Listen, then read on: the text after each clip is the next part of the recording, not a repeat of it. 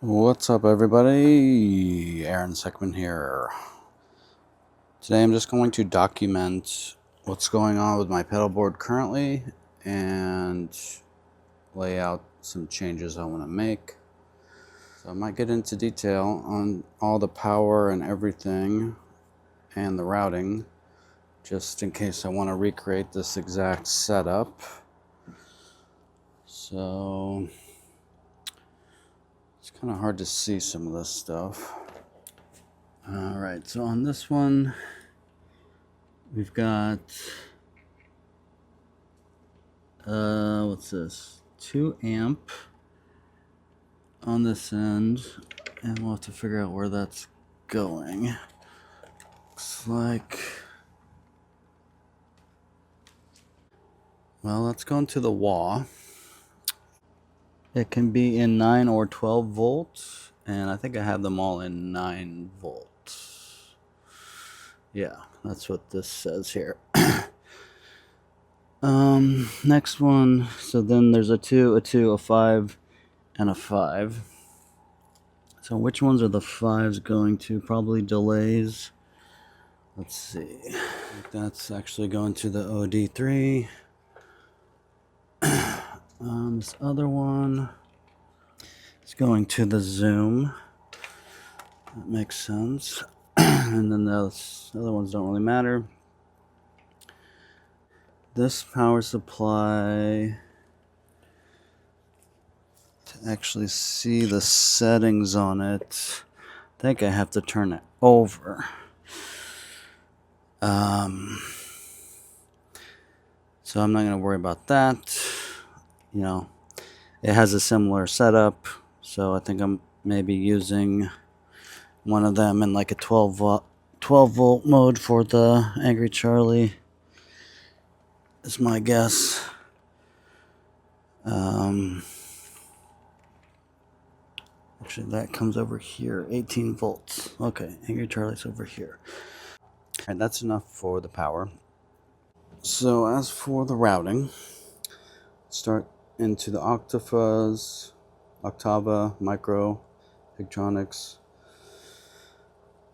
into the MXR Phase 95, into the East River Drive, into the wall, into the more Shaky Jimmy vibe, and then I believe, so I was wrong.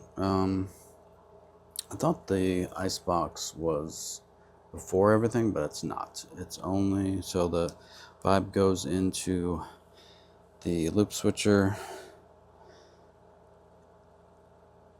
and then we send to the chorus, which goes straight into this guy. This is an OD3, a milk box compressor, and a first to act digital delay.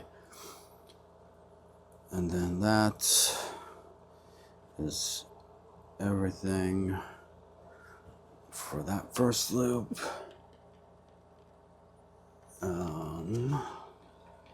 Which comes when it returns here. Loop 2 is the G7, OD3, and the Zoom, and then that returns. Loop 3 goes, so this is my overdrive distortion loop, goes into the AB box. Currently A is just the Angry Charlie, and B goes to the HM300, straight into the atomic amplifier.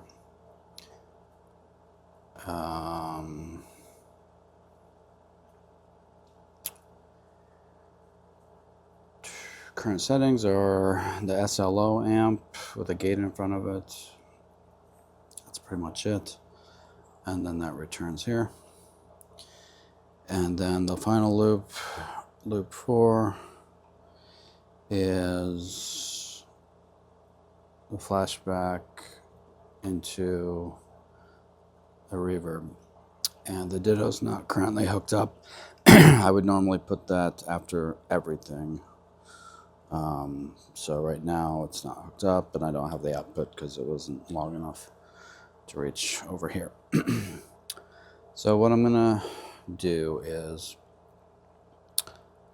I'm going to try to get, so I'm happy with my like super distorted sound coming out of here and here, but I'm thinking maybe make my other loop from the AB pedal instead of just the Angry Charlie, which is just kind of like an old school, really mid-focused thing. Maybe turn it into like a lead with either the GE7 or the multi-stomp,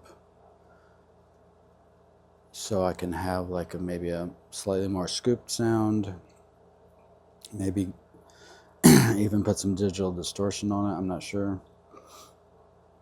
The second loop, you know, being this, and this, that was kind of like affected clean sound. So I had like phasers and flanges used out of here and delays. So it was like slightly overdriven clean, but with effects.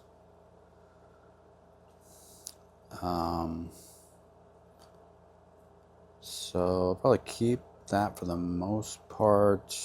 I mean, I can't really, if I move this, I can't really keep that. But if I just move this, I can put an EQ in here because this has a graphic EQ in it. So I could just leave this in loop 2 and just move this to loop 3.